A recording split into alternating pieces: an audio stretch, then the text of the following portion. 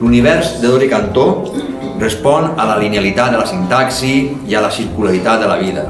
La seva pintura troba en la dona la metàfora d'un món contradictori capaç de combinar l'ordre de la sintaxi, el sentit, amb l'absurd de cada experiència.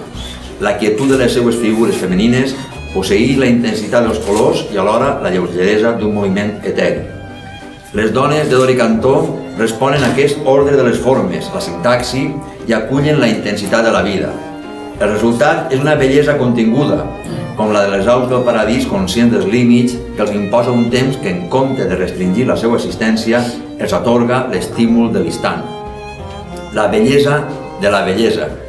L'alteració de lletres B alta i B baixa, o B i V, provoca la sensació d'un etern retorn pel qual les lletres giren en la roda de la fortuna, adherides a les vides de les persones fins convertir-les en un joc d'atzar. Una lletra i altra dibuixen la sintaxi de la vida que acaba donant sentit a l'ordre lineal de l'experiència a força de salvar ponts sobre els abismes de l'absurd. Gràcies. La protagonista en aquest moment és la vostra mirada, perquè sense la vostra mirada els quadres no tenen ningú sentit. I una altra frase de Jaume Plensa que diu: l'art és un miracle, amb capacitat extraordinària per a unir a les persones. Si poguera fer una performance en aquest moment, amb un poc de màgia, faria sortir a totes les dones dels quadres perquè vos abraçaren a tots i vos donaren les gràcies.